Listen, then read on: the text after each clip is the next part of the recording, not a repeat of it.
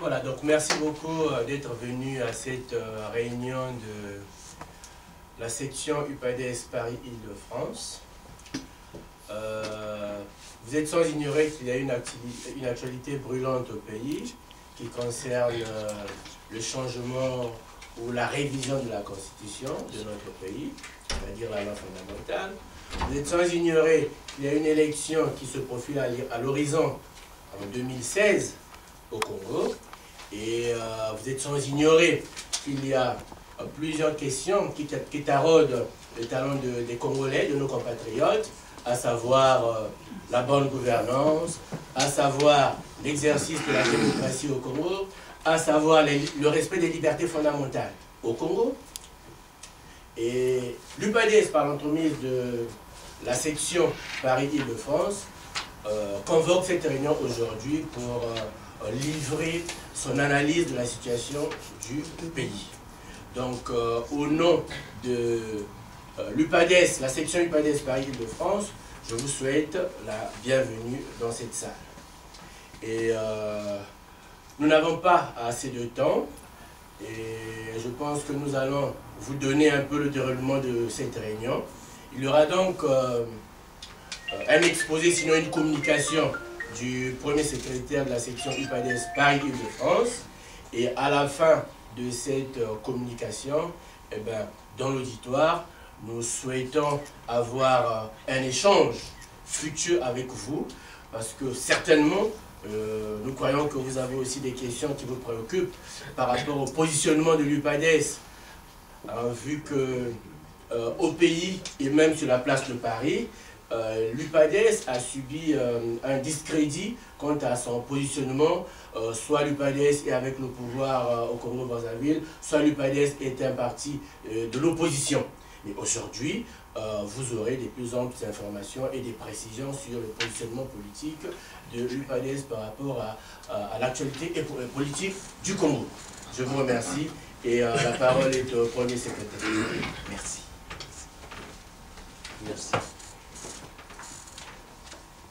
Alors, chers militants de l'UPADES, chers sympathisants du parti, chers compatriotes du Congo-Brazzaville, je vous souhaite en tout cas la bienvenue dans cette réunion publique d'échange autour de la situation du Congo.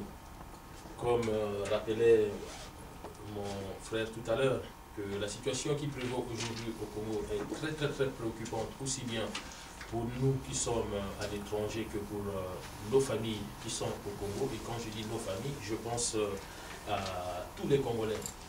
Tout récemment, le 7 mars, l'UPADES France a participé à la manifestation en mémoire des disparus du 4 mars 2012 à Brazzaville. Tout le monde se rappelle que ce jour-là, ce dimanche 4 mars 2012, les familles congolaises ont été endeuillées par les explosifs, mais la cause causante de ces explosifs, c'est d'abord l'incompétence du pouvoir qui est actuellement en place à Brazzaville. Pour un pouvoir géré par un général d'armée, comme il se nomme lui-même, comment n'a-t-il pas compris qu'en stockant les armes en pleine ville, tôt ou tard, il y aurait ce genre de catastrophe?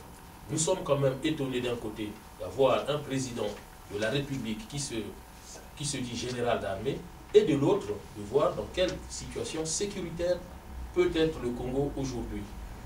Je pense aux familles du 4 mars, mais je pense aussi, nous pensons aussi aux familles de Kimongo et de ses environs, qui ont été endeuillées, qui souffrent encore de cette invasion des militaires angolais.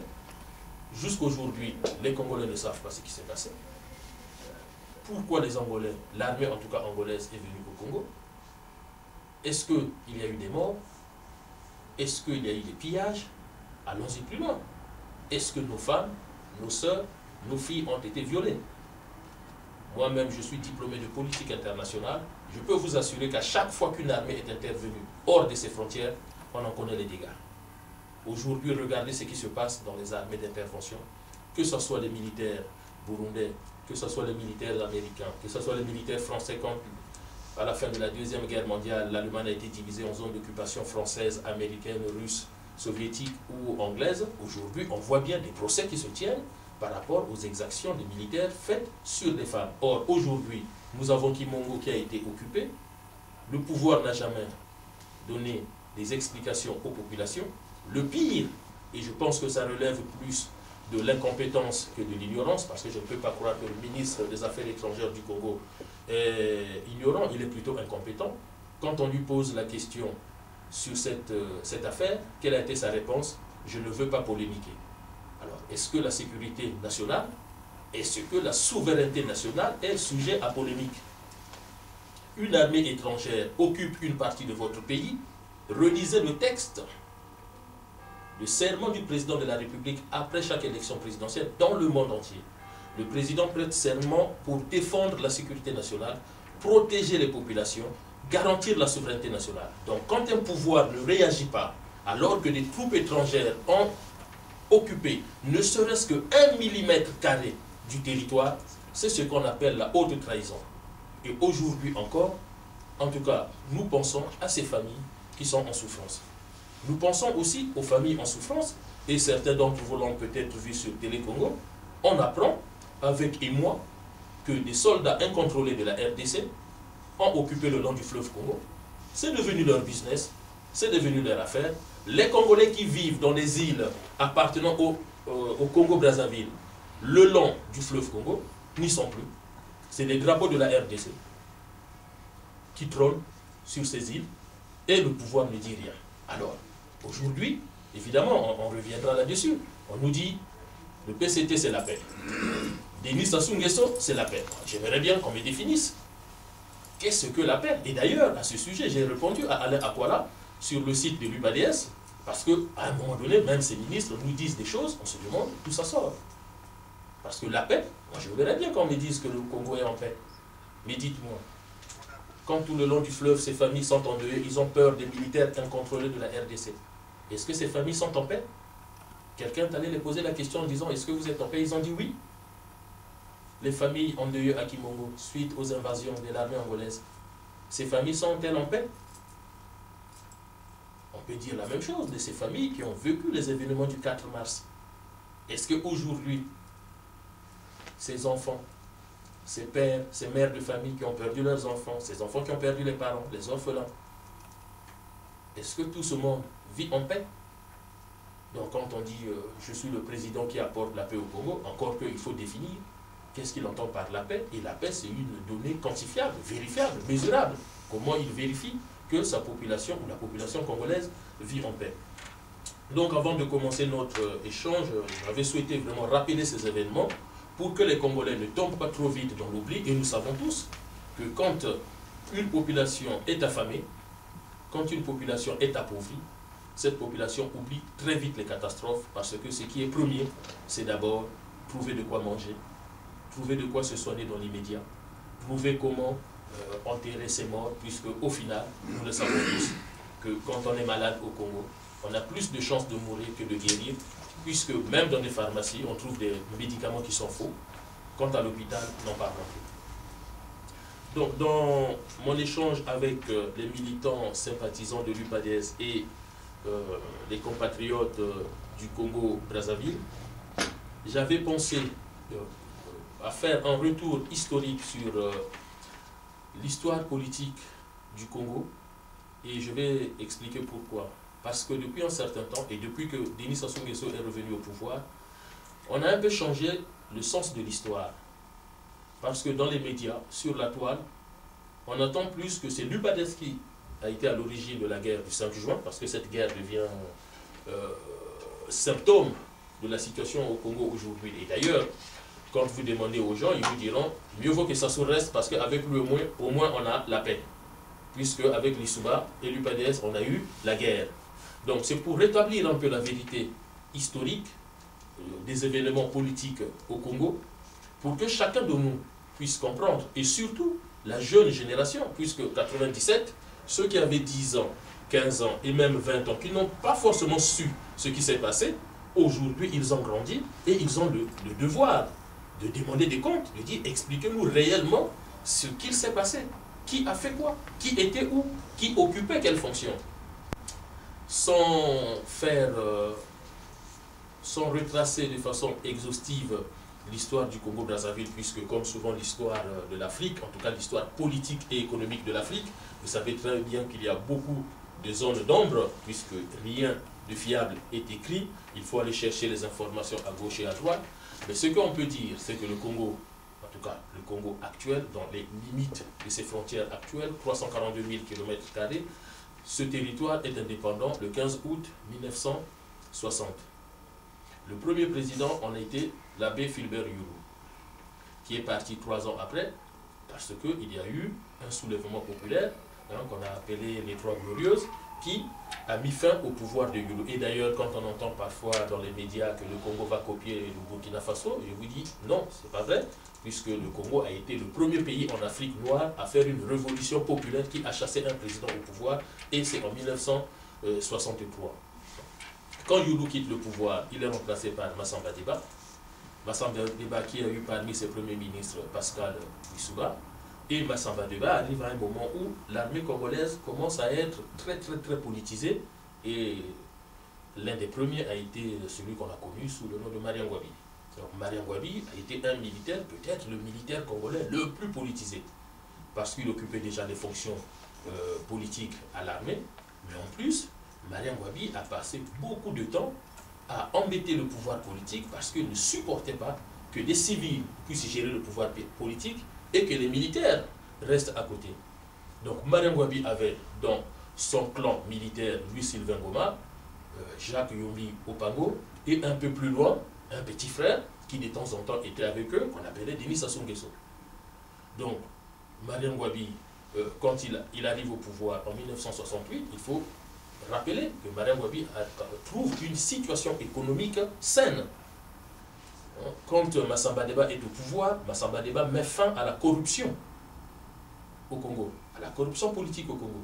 Quand Massamba Deba arrive au pouvoir, Massamba Deba jette les bases du développement économique et social du Congo.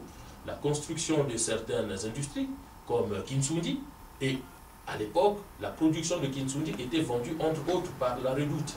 Donc d'ailleurs, ça faisait rire certaines familles qui commandaient des serviettes ou des pyjamas à la Redoute.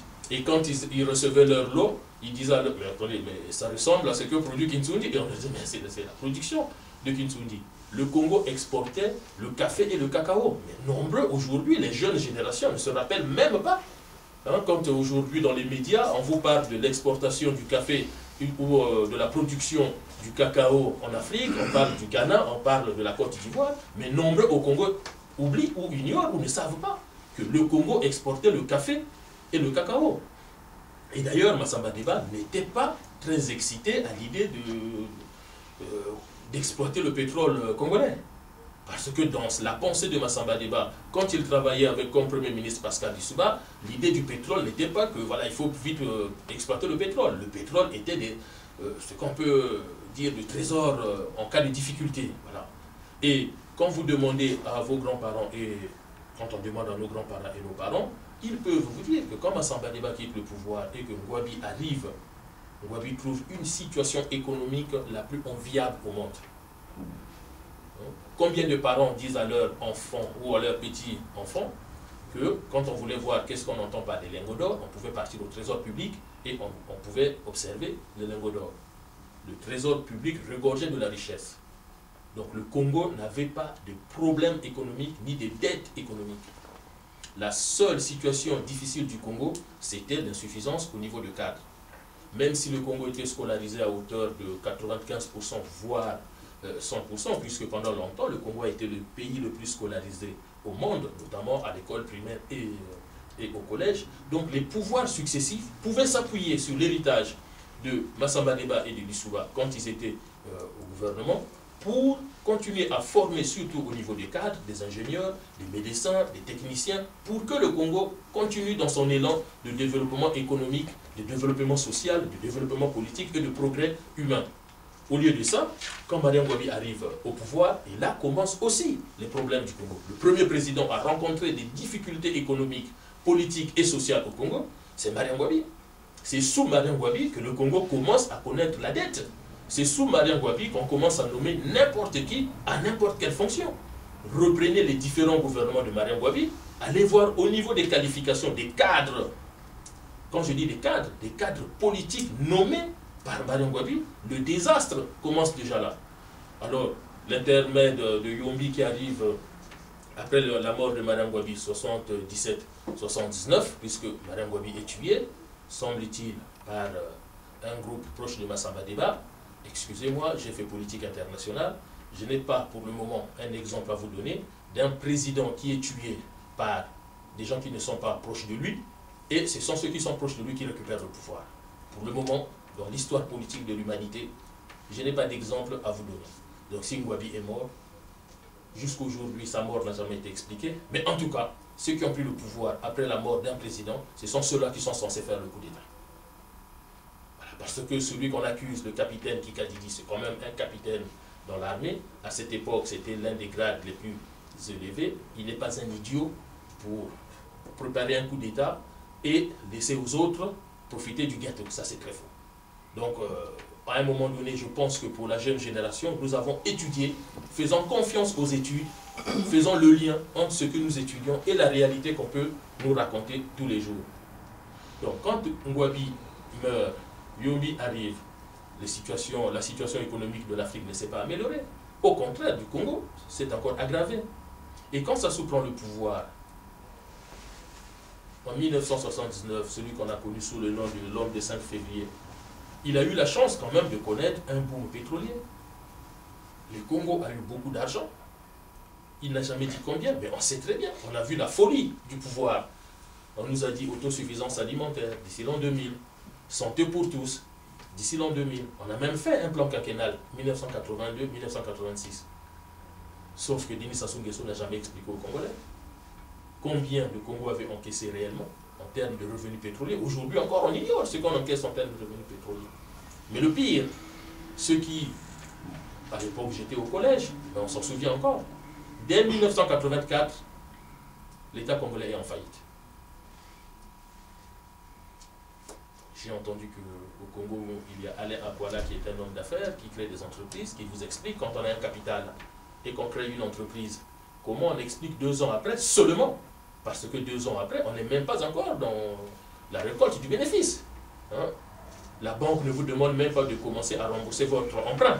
Mais comment un pays qui connaît un boom pétrolier, qui a de l'argent liquide dans son trésor, qui fait un plan quinquennal, 2 ans après, le président dit il n'y a plus d'argent.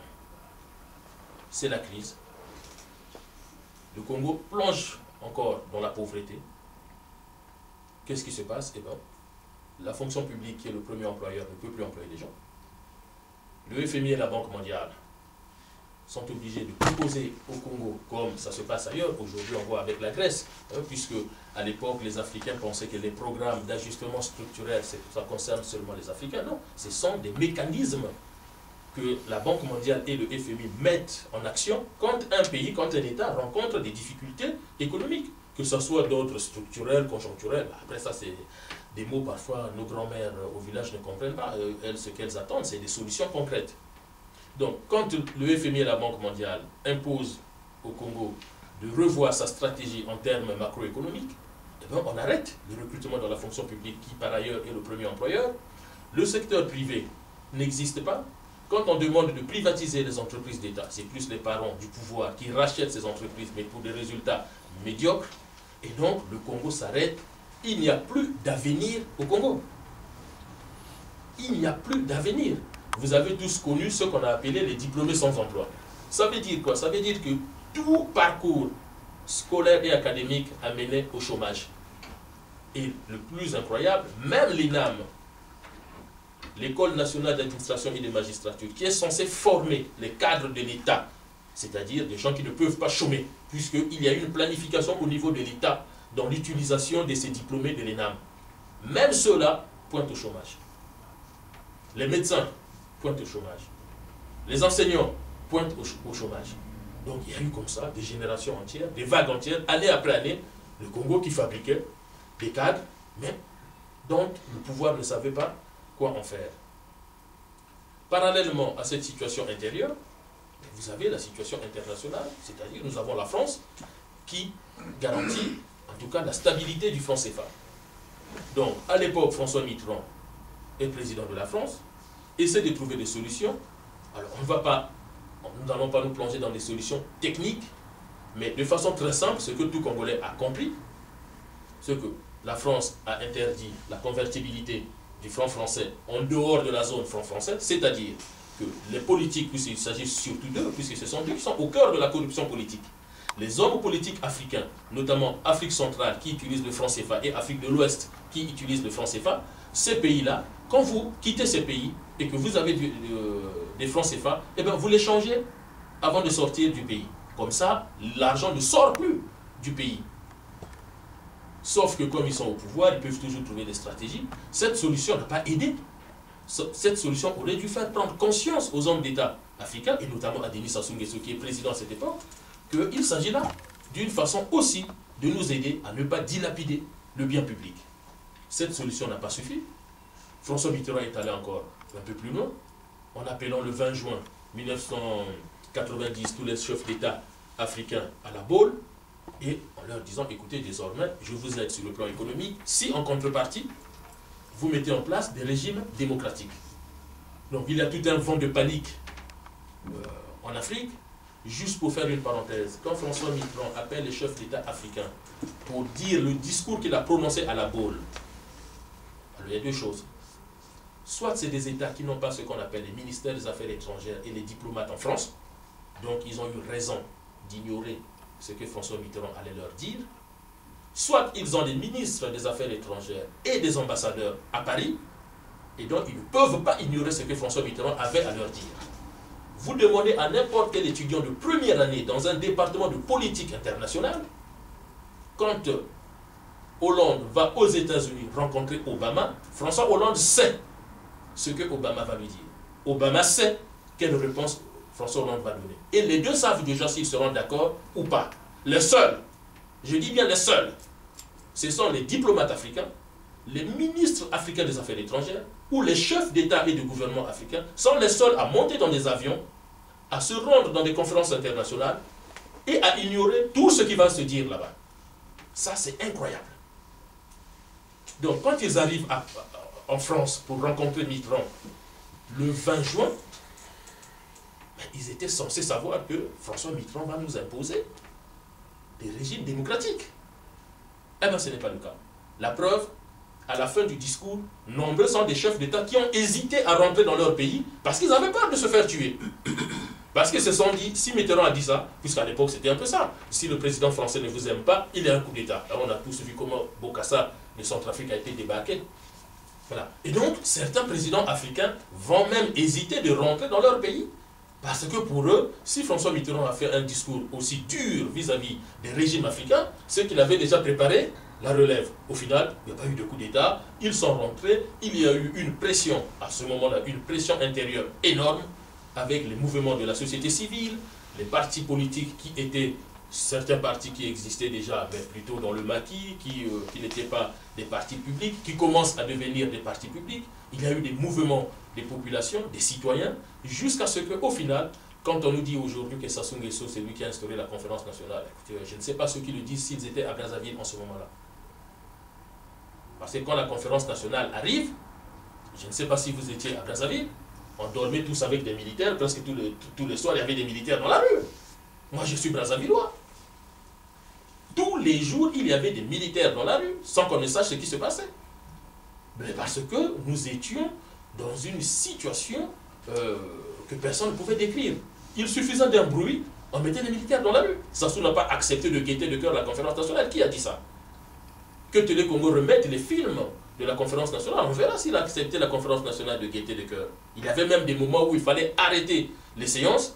Monseigneur Congo, président des séances, partait avec certains membres de la délégation à la présidence, négociait, et puis les débats pouvaient reprendre le jour même ou le lendemain ou 2 jours après. Donc c'était un moment de vive tension, et il faut rendre d'ailleurs grâce, ou il faut être reconnaissant à tous ceux qui ont travaillé à ce moment-là. Si Sassou est parti, ce n'est pas parce qu'il le voulait. Il avait perdu la confiance d'une partie de l'armée.